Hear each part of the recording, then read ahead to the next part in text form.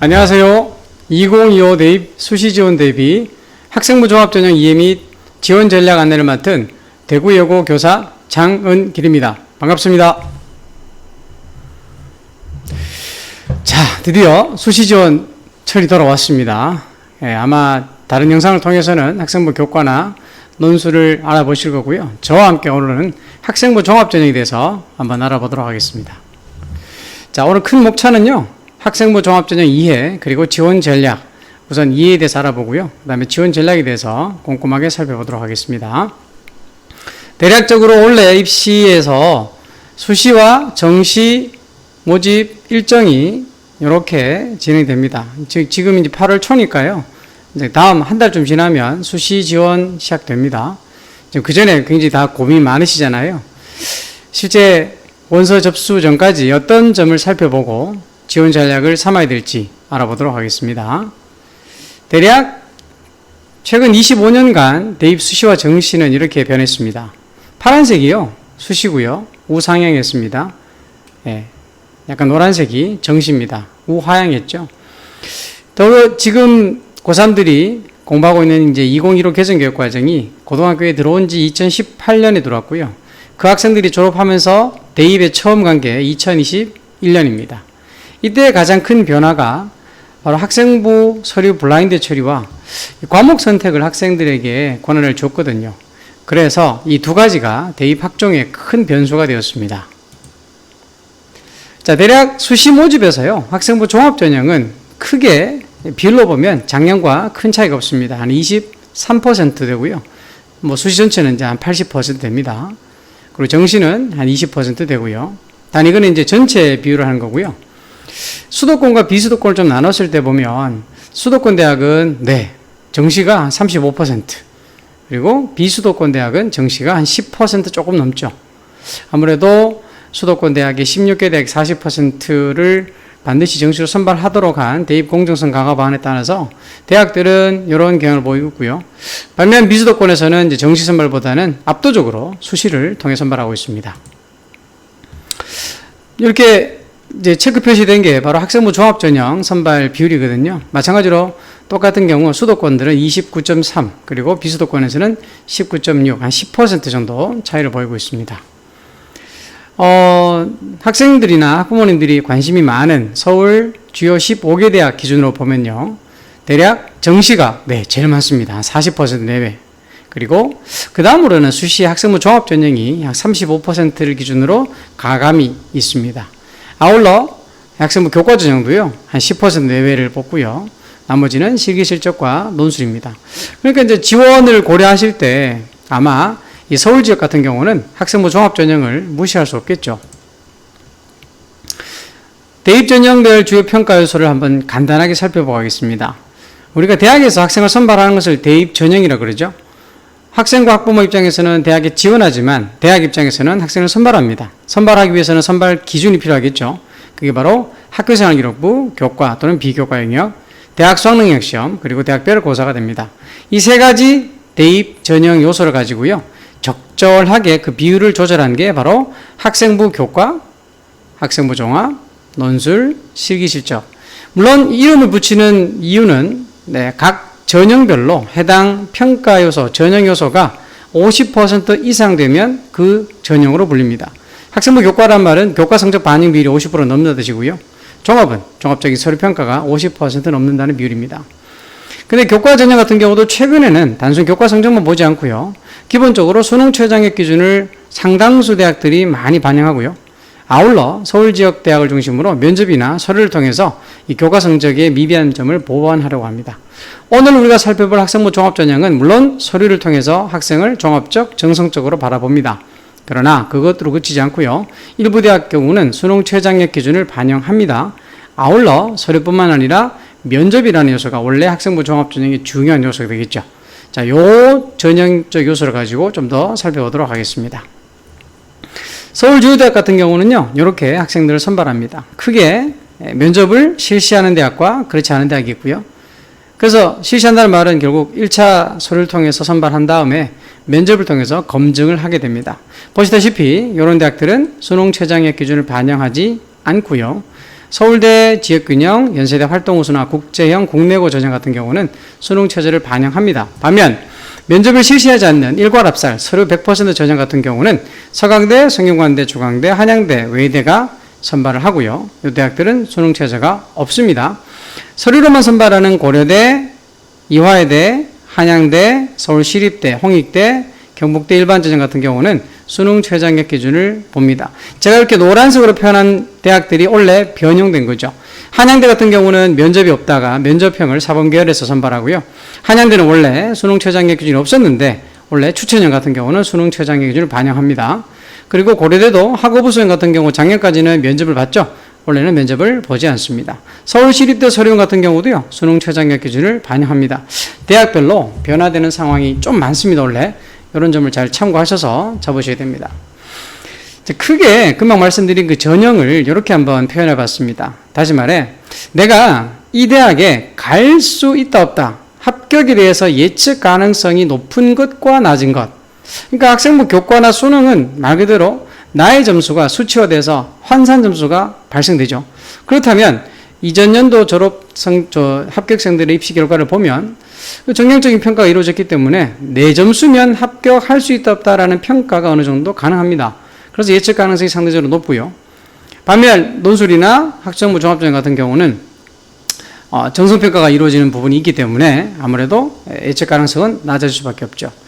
3년 동안의 학교생활 결과가 학교생활 기록부에 담긴 학생부 종합전형 같은 경우는 아무래도 숫자 정보가 아닌 글자 정보가 있기 때문에 이 평가자인 입학사정관들의 정성평가 때문에 내가 가고 싶은 대학으로 지원을 하긴 하지만 그 대학에 실제 합격할지는 좀 애매하거나 좀 힘든 경우가 많죠. 그래서 그걸 상향으로 잡고 있습니다.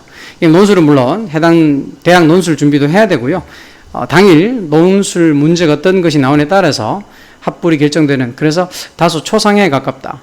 아울러 수능 같은 경우도 결과를 받으면 정량적 평가가 됩니다만 실제 결과를 받기 전, 다시 말해 수능 시험을 치기 전까지는 어떻게 평가될지 알 수 없기 때문에 예측 좀 불가하다. 그래 보시면 좋을 것 같습니다. 자, 이때 제가 이걸 한번 말씀드린 이유는 결국은 우리가 수시 지원할 때 첫 번째 잣대가 내가 수능으로 갈 수 있는 대학이 어느 정도인가를 평가해야 되는데 실제 이게 서울중등지도진학연구회에서 발표한 자료에 따른데요. 왼쪽 보시면 고려대, 성균관대, 경희대, 건국대, 인하대, 서울 상위권 대학들입니다. 그 대학들이 실제 각 전형별로 재학생이 합격한 비율을 한번 보여주고 있는데요. 학생부 교과 전형은 거의 100%에 가깝게 재학생이 합격하고 있고요. 종합도 거의 대부분, 거의 90%에 가깝게 재학생들이 합격하고 있습니다. 그만큼 학생부 종합 전형에서는 재학생이나 N수생보다는, 졸업생이나 N수생보다는 재학생들을 주로 합격시키고 있다고 볼 수 있고, 반면 이 정시 전형 같은 경우는 거의 30%가 못 되거나 조금 넘는 수준에서 일반적으로 재학생들이 합격하고 있다. 그리고 이제 점점 갈수록 이제 졸업생들이 수능에서 응시율이 높아지기 때문에 그 부분도 생각하셔야 될 것 같고요. 대략적으로 이것도 한번 보시면 서울 지역 같은 경우 학생부 교과 전형에 합격자들의 평균 등급이 표로 되어 있습니다. 막대가 있는데요. 이 막대가 결국은 예를 들어 연세대 같은 경우 보시면 1.23 정도 되는 친구들, 요 막대의 끝부분이 합격자의 25% 컷이고요. 막대의 위의 끝부분이 합격자의 75% 컷입니다. 중간 부분은 50% 컷되고요. 위쪽으로 이렇게 표시된 부분들은 사례가 간혹 있긴 있지만 많지는 않은 거죠. 예를 들어 중앙대 같은 경우는 합격자가 굉장히 넓게 분포하고 있죠. 반면 한양대 같으면 작년까지는 수능 최저가 없었기 때문에 1.5 넘는 합격선이 거의 없습니다. 물론 대학별로 아까 말씀드린 학생부 교과 전형에서 교과 성적, 수능 최저학력 기준, 면접, 그리고 서류와 같은 다양한 요소들이 포함되기 때문에 이런 합격선의 차이가 좀 있긴 하지만 대략 서울 주요 대학은 2등급을 넘거나 또는 1등급 대 중후반을 넘으면 합격하기가 쉽진 않겠다. 물론 이제 건국대나 동국대 같은 경우는 이제 1점 중후반에서 2점 초중반까지 보이고 있죠. 이 이유는 아시다시피 건국대나 동국대는 수능 최저학력 기준이 없습니다. 그리고 정성적인 평가도 30% 반영되기 때문에 그런 경향을 보이고 있고요. 자, 학교별로 특징을 좀 살펴가지고 교과 전형부터 내가 어떻게 지원할 수 있을지 먼저 살펴보는 게 우선인 것 같습니다. 자, 반면 종합 전형 같은 경우는 대학별로 이렇게 쭉 대학명과 전형명을 함께 적어놨는데요.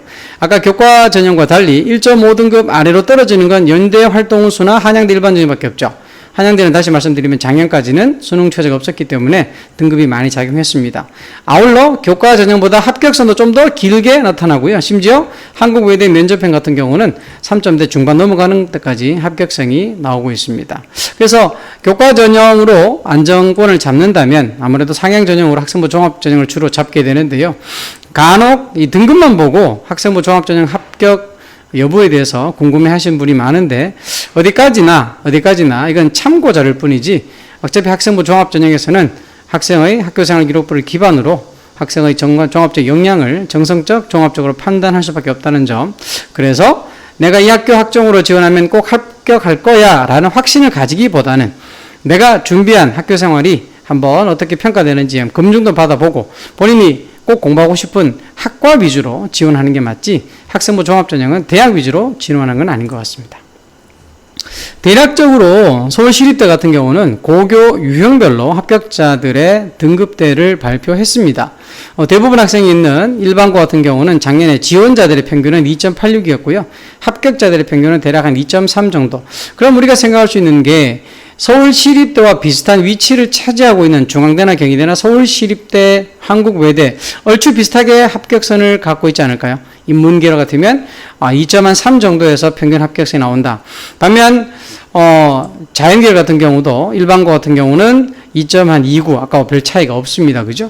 근데 아시다시피 자사고나 특목고 같은 경우는 이렇게 등급 차이가 조금 나는 게 현실적으로 맞다. 단 이건 있습니다. 부모님들이나 또는 학생들도 내가 일반고인데 또는 내가 자사고인데 내가 특목고인데 라고 생각을 먼저 하시고 학생부 종합전형에 대해서 합불에 대한 예측을 하시는 경우가 있는데요. 물론 그게 의미가 없지는 않습니다만 대학의 입장에서는 그렇습니다. 이 학생이 어떤 특정 고교 유형이라고 해서 어느 정도 합격 가능성이 처음부터 정해진다기보다는 그 학생이 다니고 있는 고교 유형에 맞게 학교생활 기록부가 어느 정도 구성되고 기록된다고 봐야 되겠죠.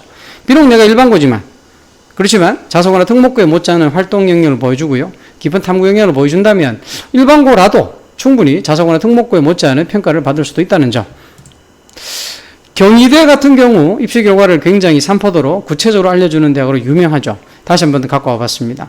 자, 이렇게 학과별로 왼쪽은 교과 전형이고요. 오른쪽은 학생부 종합 전형입니다. 물론 모든 학과가 똑같이 일치하지 않지만 대략적으로 일치하게 보이죠.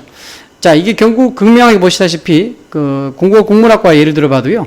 2등급이 넘어가는데 합격선을 보이는 교과는 거의 없죠. 반면 학생부 종합전형에서는 1등급 중반부터 쭉 가서 심지어 4등급 중반 넘어가는 5등급 가까운도 합격생이 나오고 있습니다. 제가 이렇게 파란 선으로 쭉 이렇게 내려놨죠. 네, 이건 순수하게 제 생각입니다. 이 파란 선이 아마 일반고 합격선이 되지 않을까 얼추. 예를 들어 이게 러시아학과 같은 경우 보시면 거의 2등급 중반에도 합격생이 거의 없죠. 거의 뭐 중후반 넘어가서 5등급, 6등급의 합격생이 훨씬 더 많이 나타나죠. 일반고에서 물론 러시아를 제2외국어로 배우는 학생들이 거의 없을 겁니다. 그러다 보니까 일반고 학생들이 접근성이 떨어지는 것도 마찬가지일 거고요. 아울러 똑같은 일반고라도 본인이 갖고 있는 여러 가지 언어적 역량을 또 잘 드러내고 러시아에 대한 관심이 있다면 합격할 수도 있겠지만 아무래도 2등급 중반 넘어가는 이 친구들은 일반고라고 보기는 좀 힘들지 않을까라는 제 개인적 생각입니다. 참고만 하시기 바랍니다. 자연계열은 인문계열보다는 좀 등락폭이 좀 좁혀집니다. 그래서 보시면 자연계열 학생들의 합격 컷은 얼추 지역균형 교과 전형은 비슷하게 2등급이 조금 안 되는 1.8등급 내외에서 결정되는 것 같고요. 학생부 종합전형 같은 경우는 아까 인문계열보다는 조금 몰리는, 그래서 양극화가 더 심해진 것 같죠. 예를 들어 응용수학과 같은 경우도 보시면 2등급 초중반에 이렇게 합격생이 굉장히 몰려 있습니다. 이 빨간색으로 된 부분은 원래는 불합격생이 이제 X표인데 X표가 너무 많다 보니까 마치 줄처럼 보이는 거고요. 반면에 이렇게 5등급에 가까운 4.78 정도 되는 2등급 합격생이 보인다는 건 뭔가 일반 고교의 느낌보다는 좀 특목고나 자사고 느낌이 나죠. 그래서 인문계열보다 자연계열에서 확실하게 합격자들의 양극화가 이루어진 걸 볼 수가 있습니다. 물론 이 자료는요, 경희대 입학처에 가시면 학생부 종합전형 가이드북이나 관연도 수시 결과 사례 발표 자료에 보면 모두 볼 수 있으니까 참고하시고요. 우리 지역의 경북대학교 학생부 종합전형 지역인재 입시 결과를 보시면 대략 예, 여기 1부터 9까지가 등급됩니다. 그래서 학생부 종합전형이다 보니까 이렇게 등급대별로, 물론 의과대나 치과대나 이런 데는 이제 그래도 종합전형이지만 2등급을 넘어가는 사례가 많지는 않고요. 반면 다른 사례들을 보시면 3등급 또는 3등급 중반, 심지어 5등급까지도 합격 사례가 존재하고 실제 나오고 있습니다. 예, 요건 학생부 종합전형 일반 전형. 그 지역인재와 일반 전형 차이점은 고3 수험생이라면 다 아셔야 됩니다. 학생부 종합전형 일반 전형 같은 경우는 수능 최저학력 기준이 있고 면접이 없고요. 반면 지역인재 전형 같은 경우는 수능 최저가 없고 면접이 있습니다. 아울러 학생부 종합전형 일반 전형은 학교 생활 기록부 내에 있는 교과 성적 부분을 가리고 입학사정관들에게 제공되는 부분이 있기 때문에 아무래도 지역인재보다 더 합격선들이 더 등급이 낮게 형성되는 경향도 있다는 점 명심하시면 감사하겠습니다. 자, 대략적으로 학생부 종합전형은 이런 특징을 갖고 있죠. 전체적으로 모집 인원이 조금 감소했지만 수도권 지역은 여전히 많은 게 있다는 거고요. 학교생활기록부 학생부가 미반영되는 항목이 늘어나면서 교육과정, 다시 말해 과목 이수에 대한 부분이 굉장히 중요해졌습니다. 이 부분은 이따 다시 한번 말씀드리겠습니다. 수도권 주요대 같은 경우는 점점 면접평가가 영향이 강화됐단 말은 서류와 면접형으로 이원화시켜서 면접을 통해서 검증하고자 하는 부분은 확실하게 보겠다는 특징이 있고요. 수능 최저학력 기준 적용대학이 아시다시피 한양대와 서울시립대 같은 대학은 원래 충원됐고요. 학생부 종합전형이지만 지역의 의학계열은 대부분의 대학과 학과에서 수능 최저학력 기준을 요구하고 있다는 사실. 아울러 올해부터 이렇게 학폭 조치 사항을 112개 대학에서는 학생부 종합전형에 반영하고 있고요. 이 반영 범위나 정도는 내후년 갈수록 더욱 심해질 것 같습니다. 자, 말씀드린 대로 전형 평가 방식은 크게 이렇게 단계별로 일정 배수를 서류를 통해서 선발하고 2단계 면접을 통해서 검증하는 방식이 제일 일반적이고요. 아울러 이렇게 학생부만 보는 일괄합산 전형도 있고요. 간혹 이제 면접을 포함해서 바로 보는 이런 전형도 있습니다만 많지는 않습니다. 대부분 이렇게 단계별과 일괄합산으로 선발한다는 점.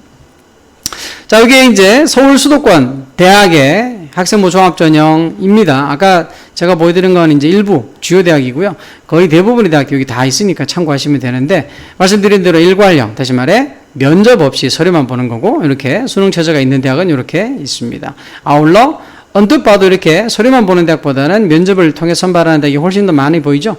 맞습니다. 아래쪽은 단계형으로요, 면접을 통해 선발한다는 점 꼭 기억해 두시고, 수능 최저학력 기준 같은 경우도 보시면 이렇게 서울대나 연대나 고대, 그리고 일부 의학학 계열에서도 선발하고 있다는 점. 수도권뿐만 아니라 비수도권 같은 경우도 이렇게 수능 최저학력 기준이 없는 전형과 있는 전형, 그리고 면접을 보는 전형과 면접을 보지 않는 전형이 있다는 거. 특히 우리 경북대 같은 경우는 말씀드린 대로 지역인재 전형 같은 경우는 수능 최저학력 기준이 없지만 면접이 있습니다. 반면 경북대 일반 전형 같은 경우는 수능 최저학력 기준이 있고 면접이 없다는 점 한 번 더 명심해 주시면 감사하겠습니다. 이렇게 한번 정리해 봤습니다. 결국 서울 주요 대학과 우리 경북대 같은 경우 수능 최저가 얼만큼 되는가? 그렇죠. 사업 치료보는 고려대학교 반도체, 스마트 모빌리티, 차세통신, 그리고 사이버 국방학과 같은 경우는 4.7, 어마무시한 최저학력 기준입니다. 굉장히 높죠. 굉장히 높습니다.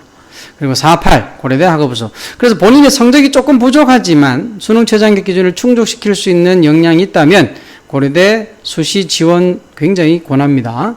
아울러 이화여대는 학생부 교과 전형에는 최저가 없는데요. 종합 전형의 인문 전형에는 3합6이라는 굉장히 어렵습니다. 그죠? 그럼 이게 남학생 지원 못하죠? 여학생만 지원하게 됩니다. 그런 부분도 고려하고. 그래서 3합6 정도 맞출 수 있는 역량이 되는 친구라면 적극 지원해 볼 만하다는 거고요. 서울대는 학생부 교과가 없습니다. 학생부 종합전형의 지역균형은 3합7, 한양대 추천도 원래 새로 들었습니다. 3합7 정도 되고, 홍익대 학교생활 노출자가 3합8. 위까지는 서울에 3합 이상의 3개 과목 이상의 등급을 요구하는 대학들이고, 아울러 연세대 활동우수형 같은 경우 자연계열은 2합 5, 2대 영어 3을 빼고 한 거죠. 실질적으로는 3합 8 정도 된다고 보시면 되겠고요. 서울시립대 서류형은 2합 5, 경영학부는 제외입니다. 오히려. 그리고 이화여대가 자연계열 같은 경우는 3합 6은 인문계열이지만 2합 5가 자연계열이라는 거. 오히려 자연계열이 수능 최저학력 기준 좀 더 낮습니다. 우리 지역의 경북대 같은 경우도 학생부 종합전형에 IT대학이나 경상이나 사범, 간호, 행정, 자율전공 같은 경우는 2합 6. 단 원래부터요, 이렇게 IT대학과 공과대학 같은 경우는 반드시 수학을 포함해서 2합 6 또는 7을 맞춰야 된다는 점 꼭 명심해 주면 감사하겠습니다. 면접을 실시하는 대학과 그렇지 않은 대학, 그러니까 대학별로 이렇게 면접을 실시하고 안 하고 따라서 이원화시킨 대학이 많죠. 서울대는 면접을 모두 실시합니다. 연세대도 모두 면접을 실시합니다. 수능 확정에서는. 반면 고려대는 면접을 실시하는 계열적합형과 그렇지 않은 학업부 수형으로 올해 처음 학업부 수형이 면접 없이 서류만 뽑는다는 점. 그러니까 작년보다 합격선이 어떻게 될까 그랬을 때 대략 일반적으로는 약간 더 합격선이 올라가겠죠. 예, 면접이 있다면 면접에 영향력이 있으니까 합격선이 좀 떨어지는 경향이 있지만 면접이 없다면 합격선이 좀 더 올라갈 가능성이 크다는 점 명심해 두시고요. 성균관대도 이렇게 의예나 사범계열, 스포츠 계열은 면접이 있습니다만 전통적으로 면접이 없으신 바랍니다. 그리고 서강대는 면접이 전체가 다 없고요. 중앙대는 이렇게 이원화시켜서 한양대도 있는 전형과 없는 전형. 경희대는 모든 전형이 면접이 있습니다. 이화여대는 모든 전형이 면접이 없습니다. 시립대 외국어대는 이렇게 이원화시켰고요. 숙명여대도 마찬가지입니다. 이원화시켰고요. 건국대, 동국대는 면접이 다 있고 홍익대는 면접이 없습니다. 우리 경북대는 말씀드렸다시피 지역인재는 면접이 있고요. 경북대 일반 전형은 면접이 없습니다. 이게 대부분의 학생 부모님들이 궁금한 게 그거 같아요. 내 학생부가, 우리 아이의 학생부가 과연 어느 정도 평가받을 수 있을까? 첫 번째 요건은 저는 이거로 봅니다. 자, 모자이크가 2개 있습니다. 왼쪽과 오른쪽. 자, 본인 또는 자녀의 학생부가 어느 쪽이면 더 높게 평가를 받겠습니까? 물론 사람마다 생각이 다르겠죠. 왼쪽처럼 학생의 다양한 모습이 잘 드러나면 좋지 않을까요? 오른쪽처럼 여러 가지 모습이 모여서 특정한 역량, 특정한 관심사가 뚜렷하게 드러나는 게 더 좋지 않을까요? 정답은 없습니다. 정답은 없지만 학생부 종합전형에서는 아무래도 해당 학과, 해당 계열에 이 학생의 관심을 좀 더 많이 보이고 그 학과나 그 계열이나 또는 그 대학에서 요구하는 인재상에 맞게 뚜렷하게 특징을 드러낸다는 게 좀 더 의미 있게 평가받지 않을까 싶고요. 최근 학생부 종합전형 평가의 경향은 이런 게 있습니다. 우선 물론 교과 성적이 학생부 종합전형에서도 교과 재정만큼은 아니지만 당락의 중요한 요소 맞습니다. 근데 교과 성적 다음으로 의미 있게 보는 게 바로 선택 과목. 과목 선택 중요하다 그러죠. 소위 말해 의학학 계열 같은 경우는 그렇죠. 화학과 생물학 베이스로 화학, 생명과학 1은 기본이고 2는 당연히 해야 되고요. 좀 더 가면 실험과 화학 실험이나 생명과학 실험 또는 고급 화학이나 고급 생명과학까지 좀 이수를 해야 학생부 종합전형에서 좀 유리하다 그렇게 보는 대학도 실제 있고요. 아울러 그 학생부 종합전형에서 과학 성적과 과목 이수 다음으로 또 의미 있게 보는 게 바로 학생의 깊은 탐구 영역이겠죠. 예, 과목별 수업이나 또는 학교 특색 프로그램에서 그 학생이 관심 분야에 맞게 얼마만큼 깊은 탐구 영역을 보여줬느냐가 굉장히 중요한 변별적 요소 되고요. 아울러 요즘은 과목별 또는 개인별 세특과 창제 특기사항이 얼마만큼 연계되어서 그 학생의 전반적인 모습이 잘 드러나는가가 또 중요한 것 같습니다. 실제 대학에서 선발하는 방식은 아시다시피 이렇게 학업, 진로, 공동체라는 평가 요소 아래 각각 3개, 4개 평가 항목이 따로 존재하게 되죠. 물론 대학마다 평가 요소나 평가 항목은 좀 다르고 평가 방식도 다르고 비율도 다를 수 있습니다만 크게 나눴을 때 그 학생의 전반적인 학업 역량은 교과 성적이나 태도나 탐구력으로 평가될 수 있고요. 진로 역량이라는 건 결국 핵심적으로 해당 전공 또는 계열에서 표구하는 과목을 충분히 이수했는가, 그리고 그 과목의 성적은 또 어떤가, 아울러 본인의 관심사를 충분히 탐색하는 노력을 보였는가. 공동체 역량, 물론 비율은 제일 작습니다만 없어서는 안 될 요소죠. 그래서 협업, 나눔, 성실성 이런 편들을 우리 학생부 기재 이제 봉사활동이나 또는 창체 특기사항, 그리고 담임쌤들이 써주시는 학생 행동 특성 및 종합 의견 이런 부분에서 등장을 하고 있죠. 가장 큰 고민이 이거 아닌가 싶습니다. 과연 우리 아이의 학업 역량을 더 많이 볼까? 활동 역량을 더 많이 볼까? 어느 게 더 중요할까? 여기에 대한 답을 이렇게 한번 보면 어떨까 싶습니다. 각 대학별로 이렇게, 물론 대학에서 학업, 진로, 공동체라는 이름을 똑같이 쓰진 않습니다. 평가 역량, 평가 요소별로 제가 조금은 이제 단순화시켜서 표현하는 면이 있지만, 흔히 말하는 중앙대 융합과 탐구를 기준으로 봤을 때 요 대학들은 대략 학업 역량에 대한 비율이 진로보다 조금 더 많거나 같은 정도고요. 반면 중앙대를 비롯한 이렇게 숙명여대까지를 봤을 때는 학업 역량도 중요하지만 진로 역량에 대한 평가가 굉장히 의미 깊더라. 우리 저기 경북대 같은 경우는 아래쪽에 포함될 것 같습니다. 물론 정량적으로 학생부 안에서 얘의 학업 역량과 진로 역량을 딱 잘라서 표현할 수는 없습니다만, 우리 아이의 학생부를 봤을 때 내신 성적이나 또는 과목 이수를 통해서 보여주는 학업 역량보다 활동 역량이나 또는 진로 역량이 더 뛰어나다면 아래쪽 대학을 주 전형으로 생각할 수 있고요. 위쪽 대학들은 물론 뭐 수능 최저학력 기준에 면접도 있지만 학생부를 평가했을 때는 우리 아이는 진로도 있지만 학업 능력도 뛰어나다. 이렇게 평가하는 게 맞고 그렇게 지원하시는 게 좀 좋지 않을까 싶습니다. 자, 제가 이 화면을 보여드리는 이유는 부모님들에게 이해를 좀 돕기 위해서인데요. 학생부 종합전형의 실제 모의서류 평가 화면을 제가 재구현해 봤습니다. 참고한 대학은 경북대고요. 경북대 같은 경우도 이렇게 학업진로 공동체라는 평가 요소 아래 각각 3개, 3개, 4개. 자, 공동청약은 평가 항목이 4개지만 이 4개를 다 합쳐서 한 개로 평가합니다. 그래서 경북대는 이렇게 8개 단계로 평가를 하게 되죠. 그 지원자들 사이에 적절한 교과 성취 수준이나 학업 발전을 봤을 때 그 학생이 가지는 역량이 어느 정도인지 평가자들 입장에서는 대략적으로 점수로 구현하기 위해서 이렇게 체크를 하게 됩니다. 그래서 항상 학생부 종합전형에서는 이렇게 말하죠.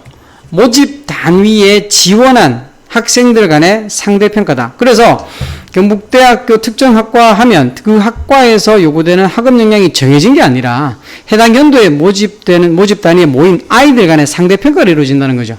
그래서 특정 학과의 합격선이 결정될 때 대략 입학사정관들은 그래도 학업 역량이 B+ 이상은 되어야 되지 않을까. 그리고 다른 요소들을 평가하면서 그 학생이 기본 가지는 학업 성취도보다 더 좋은지 조금 모자란지를 가지고 조절을 하게 되고요. 최종적으로 체크됐을 때 만약 S로 다 체크됐다면 그 학생은 100점이 되는 거겠죠.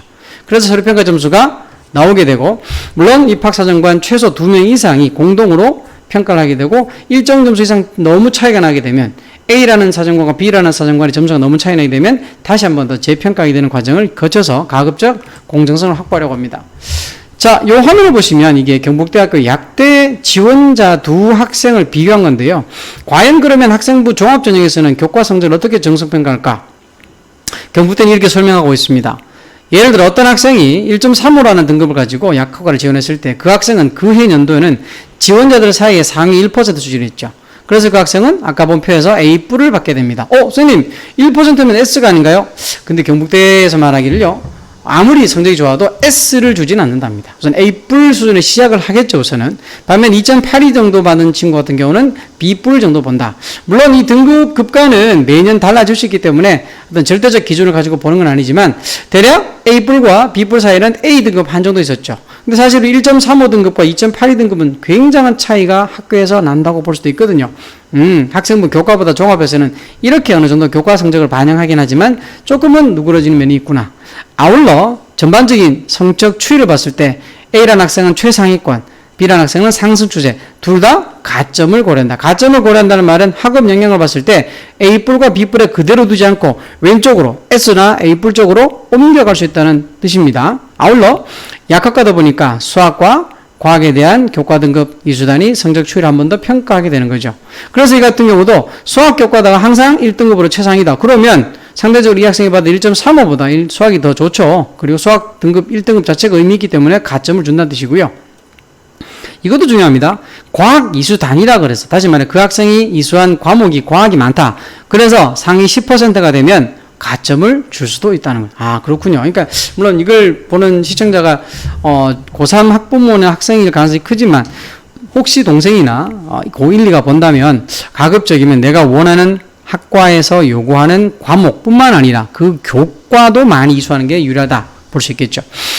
아울러 학종이다 보니까 280명인 규모의 학교인지 아니면 100명 안 되는 작은 규모 학교인지 그 100명 작은 안 되는 규모니 물론 100명이라는 게 정해진 기준은 아닙니다만 대략적으로 상대적으로 작은 학교라면 되게 더 가점을 줄 수도 있고요.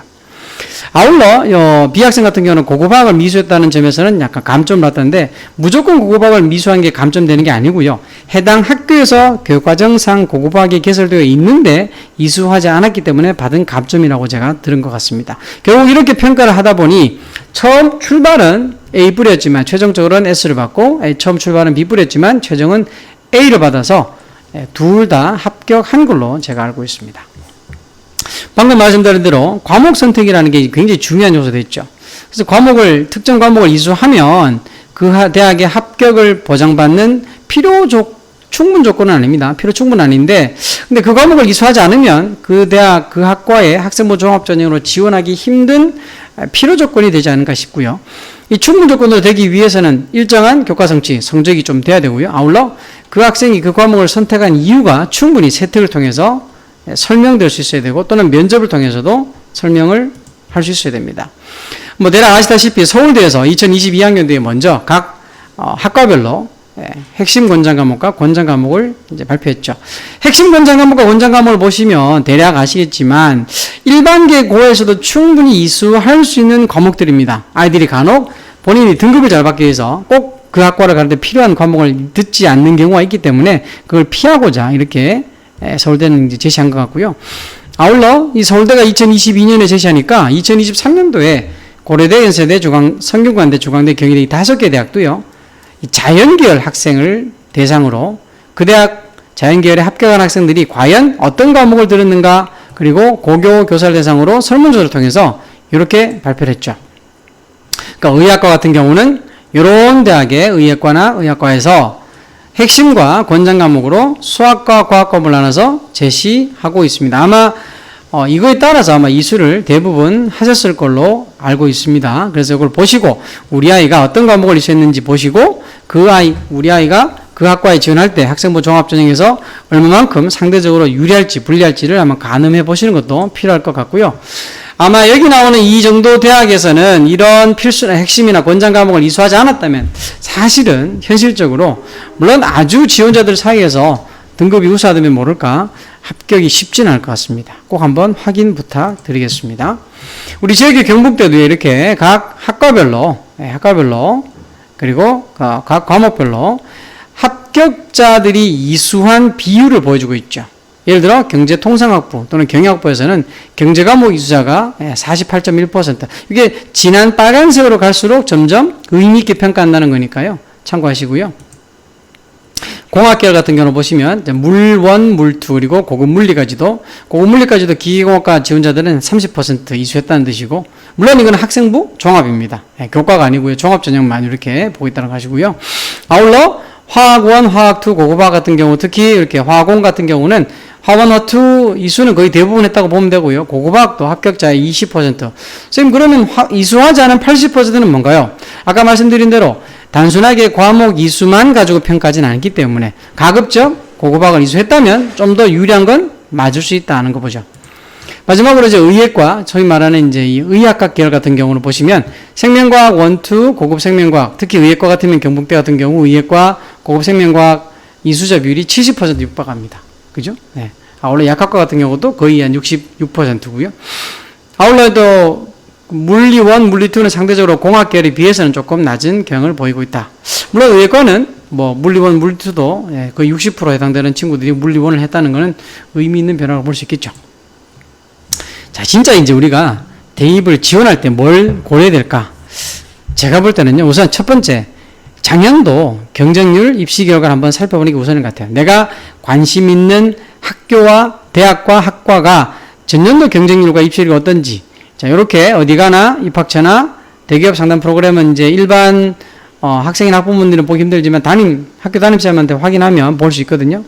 아울러 그 대학 그 학과가 작년에 비해서 학생을 선발하는 방식, 전형 요소가 어떻게 변했을까? 그 요소가 내가 예측 가능한 정량적 요소인지 아니면 서류나 면접 같은 정석 요소인지, 수능 최저학력 기준의 변화는 있는지 없는지, 모집 인원이 어떻게 변했는지. 올해 같은 경우는 모집 인원이 꽤 많이 변동이 있습니다. 예. 그 다음에 내가 갖고 있는 정량적 지표인 학생부 교과 점수 또는 내가 수능 모의평가를 통해서 보이고는 정시 지원 가능 대학이 어느 정도인지. 그러니까 수시의 출발은 내 모의평가 점수를 갖고 100분위 점수를 기준으로 정시 지원 가능 대학부터 확인한 다음에 결정하는 게 맞겠죠. 이런 객관적인 요소도 중요하지만 실제로 본인의 흥미나 적성 또는 우리 가족의 특성, 희망 또는 희망 진로, 대학 이런 것들도 고려가 돼야 되는데 어느 쪽을 더 고려할지는 아마 개인적인 성향에 따라 달라질 것 같습니다. 결국 지원 전략 부분에서 첫 번째로는 아까 말씀드린 그런 정량적 요소를 가지고요. 철저하게 내가 어느 정도인지, 나의 내신 등급은 어느 정도인지, 내가 가고자 하는 그 학과에 맞는 과목 이수는 어느 정도인지, 그리고 내가 갖고 있는 수능의 역량은 어느 정도인지, 내 학생부의 질적 수준은 어느 정도인지. 물론 학생부 질적 수준은 본인이 판단하기보다는 재학 중인 학교의 담임교사나 진로진학 상담교사에게 꼭 확인하고 지원해야 되겠죠. 아울러 평소에 내가 면접에 대한 준비나 다른 사람 앞에서 내가 얼마만큼 말을 조리 있게 할 수 있는지, 자, 이런 요소들도 다 파악을 해서 실제 내 모습이 어떻다는 걸 딱 파악을 해야 되겠죠. 아울러 말씀드린 대로 관심대학 학과의 정보를 파악을 먼저 해야 됩니다. 물론 이 파악하는 방법은 제일 정확한 것은 해당 대학 수시 모집 요강을 통해서 보고요. 내가 수시에 총 6번 쓸 수 있다면 상향 쓸 곳은 어딘지, 적정은 어딘지, 또는 안정은 어딘지. 자, 대략 아까 말씀드린 대로 교과 전형으로 안정 또는 적정을 먼저 정하신 다음에 내가 가고 싶은 학교를 나의 객관적인 학생부나 면접 영향을 통해서 학생부 종합전형을 지원하시고요. 물론 학생부 위주 전형으로 도저히 내가 합격할 대학이 없다, 그러면 논술로 생각하는 것도 방법이 되겠죠. 자기 객관화 방법 첫 번째는, 그렇죠, 6월 지금 안 쳤지만 9월 모의평가 가채점 100분위를 기준으로 나의 정시 지원 가능 범위를 파악하시는 거고, 이렇게 학생부에 있는 내신 성적과 혹시 추이 1, 2, 3학년 올라갈수록, 물론 3학년에는 등급 나오는 과목이 많진 않지만 어떤 경향을 보고 있는지, 아울러 학교생활기록부에 서술형 항목인 창제 특기사항이나 세특이나 세부능력 특기사항이나 종합의견을 통해서 내 학생부가 어떻다라는 질적 분석을 어느 정도는 파악을 하고 계신 게 필요할 것 같습니다. 실제 학교생활기록부에 항목이 이렇게 반영되는 게 3번, 4번, 7번인 줄었고요.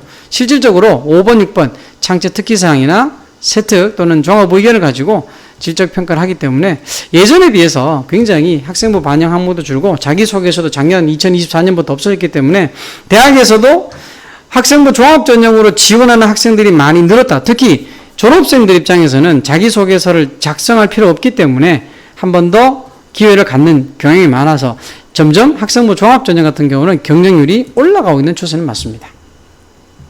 그래서 결국은 내 질적 활동을 어떻게 평가할 수 있을까, 질적인 수준을 어떻게 평가할 수 있을까는 서울대를 예를 들어보면 첫 번째는 해당 분야에 관련된 과목 이수가 제일 중요하다는 거고요. 아울러 그 학생의 수업이나 학교 생활에서 어떤 탐구 역량을 보여주는가, 이게 의미 있게 보는 거고요.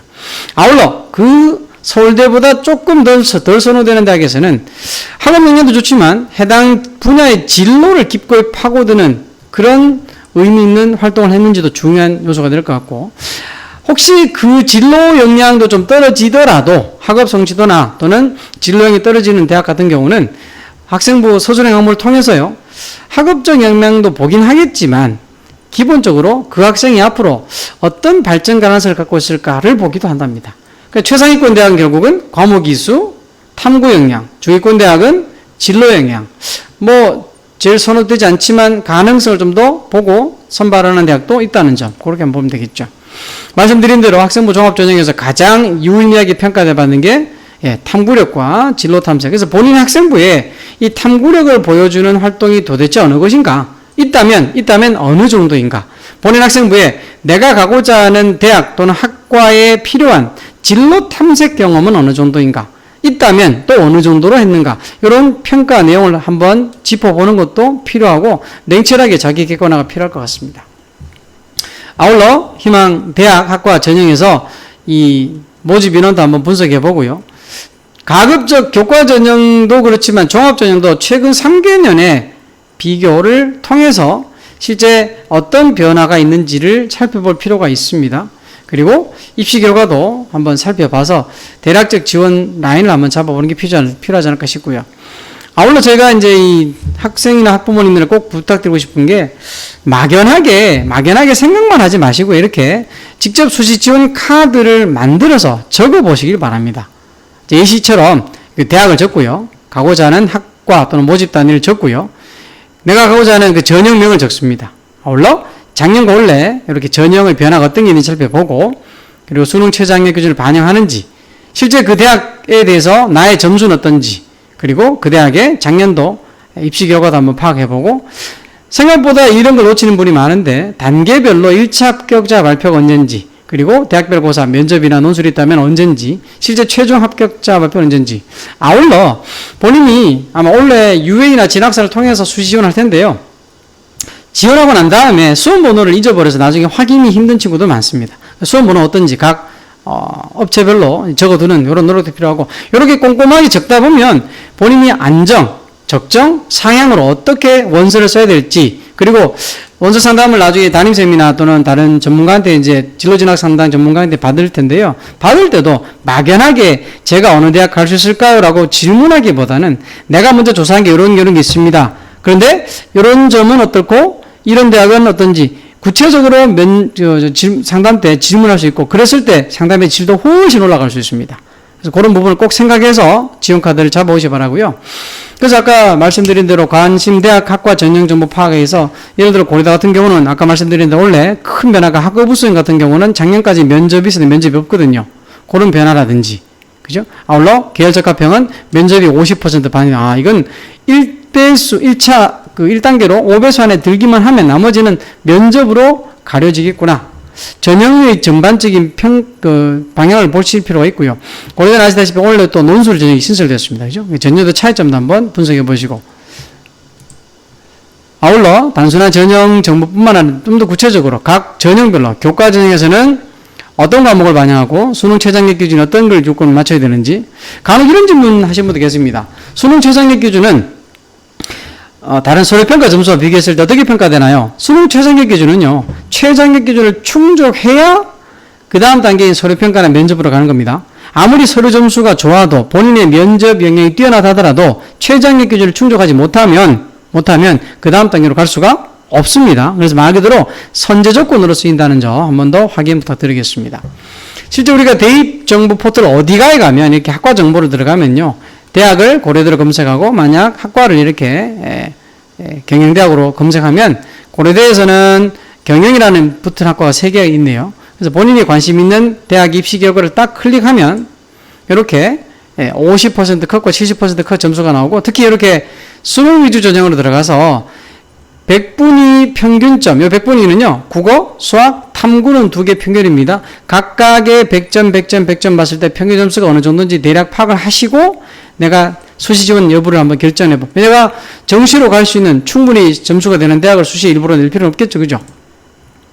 아울러 본인이 원하는 학생부 종합 전형에 작년도 50% 평균값과 70% 컷이 이렇게 제시되어 있으니까 일반적으로 교과 전형에서는 50% 컷 이러면 거의 안정이죠. 안정이 가깝고요. 70% 하면 적정 수준이 되겠죠.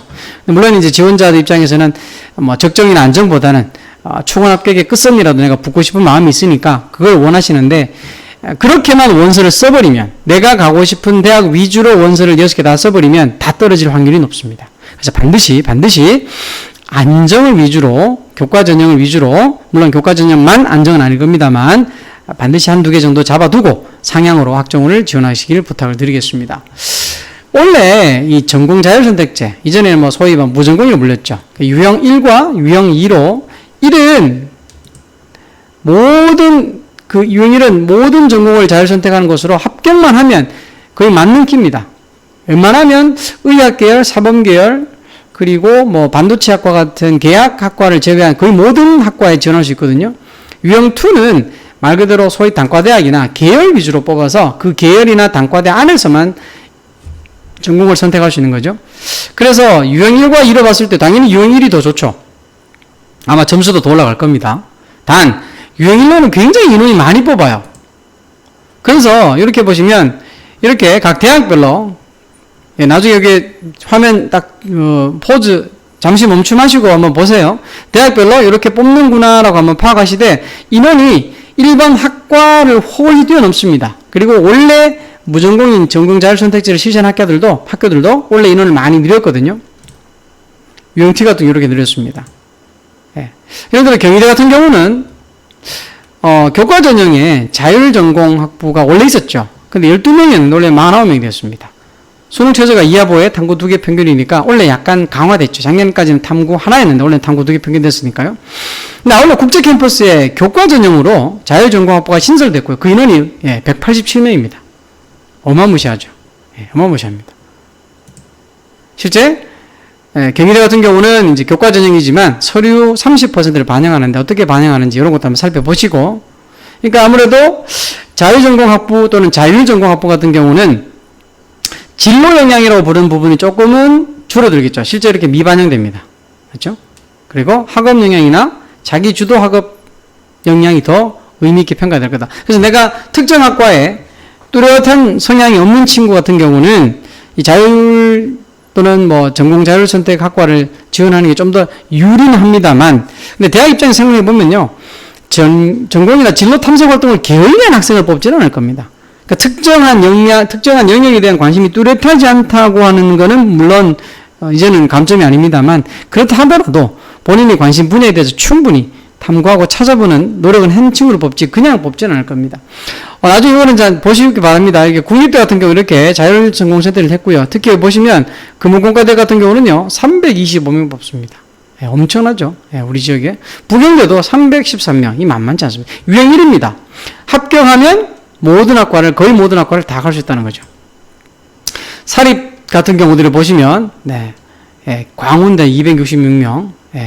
국민대 보세요. 엄청납니다. 엄청납니다.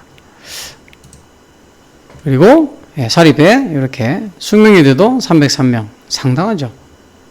이화여대도 인문 자율로 나눠서 거의 뭐 엄청난 인원을 뽑고 있습니다. 그래서 이 전공 자율 선택제 지원할 때 제가 볼 때는 대학의 유형이 뭔지, 지원 가능 대학이 뭔지, 특히 그 대학에서 어떻게 평가하는지, 그리고 이 무전공학과라는 게 사실은 순증이 아니죠. 작년에 있었던 첨단학부나 원래 의대정원처럼 순증이 아니라 기존 학과에서 빼낸 인원을 보는 겁니다. 그래서 상대적으로 내가 원래 지원하고자 하던 학과 인원이 줄어드는 그런 역효과도 있습니다. 분명히. 그죠? 그것도 한번 확인해 보시면 좋고요. 그럼 과연 이제 제일 궁금한 이거죠. 합격선 어떻게 될까요? 합격선이 정답은 없습니다. 서울 지역의 자율전공학부나 지방의 자율전공학부는 또 상황이 다를 수 있고요. 그 대략 같은 대학의 안에서는 최상위 학과보다는 낫다. 그러니까 아무래도 만약 최상위 학과를 합격할 수 있는 친구들은 그쪽으로 바로 그냥 들어가기 원할 겁니다. 반면 중하위권 학과보다는 높겠죠. 그렇죠? 아래쪽 학과에 들어갈 점수가 되기보다는 좀 더 선택권이 많은 이 자율전공학부로 갈 것이다. 뭐 대략 예측하기 쉽지 않지만 제 개인적 사견으로는 특정 대학의 최상위권 학과 지원 점수보다는 당연히 낮을 거고요. 그 학교의 계열 수준으로 봤을 때 인문사회계열이나 공학계열이나 자연과학 계열을 봤을 때는 전체 합격선의 최상위부터 한 30%에서 50% 상까지 되지 않을까. 그래 한번 보시고 내가 지원하고자 하는 이 자율전공학부가 이 대학에서 합격선이 작년 기준 봤을 때 최상위권보다는 낮겠지만 내가 이 대학의 중위권 학과보다는 점수가 좀 좋아야 합격 가능성이 있을 것 같다. 근데 사실은 아까 보시다시피 인원이 너무 많아요. 그래서 다소 상향 지원을 통해서 본인이 과감하게 한번 선택하는 것도 필요하지 않을까. 왜냐하면 변수가 너무 많기 때문에. 그래서 수시 6장을 쓸 때 한두 장 정도는 본인이 관심 있는 대학이 있다면 자율전공 선택도 한번 해 봄직합니다. 자, 대략 수시 6회 지원이 결국 관건인데요. 작년 기준으로 봤을 때 본인이 갖고 있는 등급을 한번 참고해 보세요. 1에서 2등급 친구들은 대략 교과와 종합을 적절하게 구성했었습니다. 아울러 4등급 넘어가는 친구들은 또 아무래도 본인 스스로 생각했을 때도 학생부 종합전형보다는 교과로 주로 지원하는 게 크더라고요. 아마 대부분의 학생들이 고민하는 친구들이 2등급 초중반에서 3등급 초반까지 친구들, 이 친구들은 교과 전형도 쓰긴 하지만 종합으로도 뭔가 상향을 통해서 역전을 또는 상향을 통해서 대입에 지원에 성공을 노려보는 친구들이 많을 겁니다. 그럼 이 친구들이 바로 우리 학종 친구들인데 학생부 종합전형이야말로 대략적으로 내가 작년에 2등급이 합격했더라 싶어서 지원한다든지 또는 내 수능 최장의 기준이 이 정도 맞출 수 있을 거니까 막연하게 지원한다든지 그러면 안 되고요. 철저하게 자기 객관화가 필요합니다. 그래서 가급적 모의평가도 전국연합 학력평가보다는 6월평가 최선을 다쳤잖아. 그죠? 그리고 9월 4일 치는 모의평가 가채점 결과지만 입시기관에서 발표되는 점수를 보고 내가 정말 냉철하게 생각했을 때 수능 최저를 맞출 수 있는 대학 또는 혹시나 못 맞췄을 때 지원하는 대학 적절하게 두 개씩 나눠서 지원하기를 부탁을 드리겠습니다. 요거는 참고로 대입 지원할 때 과연 내 점수로 합격 가능한 대학을 유추하실 때 어디에서 입시 결과를 보는지 모르시는 분이 간혹 계셔서 제가 몇 가지만 안내 드릴게요. 대표적인 게 대입정보포털 어디가죠. 근데 어디가에서 여러분 해줘야 될 게 있습니다. 뭐냐면 어디가에 물론 회원 가입하시고 로그인 하셔가지고요. 성적 분석에 들어가셔가지고 자기 학생부 점수를 꼼꼼하게 입력을 다 해주셔야 돼요. 그게 안 되면 교과전형 같은 경우는 내가 그 대학의 환산 점수를 모르면 아무리 등급부 비교해도 의미가 없죠. 해당 대학의 환산 점수로 환산된 점수가 몇 점이고 그 점수가 작년 기준 봤을 때 합격 가능한지 아닌지를 평가하시는 게 필요합니다. 아울러 대학 홈페이지나 아니면 대교협 온라인 상담 또는 전화 상담도 가능합니다. 무료로 가능합니다. 그리고 우리 대구 지역은요, 여기에 대입 정보 포털 어디가에서도 그 대입 상담도 가능하지만 대구 진학 꿈나비라고 있습니다. 이 꿈나비를 통해서 상담을 할 수도 있거든요. 말씀드린 대로 어디가에 들어가면 로그인하고 난 다음에 대학 입시 결과를 확인할 수 있습니다. 한번 제가 보여드리면 이렇게 특정 대학을 입력, 경북대 입력하고 의예과 입력하면 입시 결과 여기 볼 수 있죠. 그 다음에 실제 들어가면 이렇게 작년 70컷, 50% 컷 볼 수 있고요. 아까 제가 말씀드렸죠. 교과전형 50% 컷은 안정이고요. 70%는 적정입니다. 70% 맞추고 수능 최저 있다면 맞추면 웬만하면 합격 가능하다. 자, 온라인 상담. 아까 대입 정보포털 어디가에 들어가서 직접 글로 남겨주시면 전국에 한 370명의 대입 상담 교사들이 답변을 무료로 드립니다. 그리고 1600-1615 전화상담 평일 기준으로는 밤 10시까지고요. 일요일과 공휴일은 안 합니다만 토요일은 오후 1시까지 있습니다. 그리고 요즘은 웬만한 대학에서 그 대학 홈페이지에서 작년 입시 결과를 이렇게 구체적으로 공개합니다. 그리고 말씀드린 대로 우리 네이버 밴드 대구진학 꿈나비에 들어가시면 여기 답 달아주시는 분 누구냐면요. 금방 보신 그 대구 지역의 대기업 상담 교사분이 30 몇 분 계세요. 그분들이 답을 달아드리니까 공신력 있는 상담을 받아볼 수가 있다고 보시면 되겠습니다. 자, 제가 오늘 준비한 건 여기까지고요. 대입 수시 지원을 성공을 가늠하는 거는 지금은 학생들 입장에서는 학생부 마무리 그리고 대입 수능 최저에 있다면 수능 준비 열심히 하시는 게 맞고 학부모님과 학생 모두가 내가 원하는 대학 학과 전형이 어떤 정보를 갖고 있는지 꼼꼼하게 따져보셔야 나중에 후회 없는 결정을 하실 것 같습니다. 자, 더운 여름 건강히 유의하시면서 대입 준비에 꼭 성공하시기를 부탁드리겠습니다. 감사합니다. 마치겠습니다.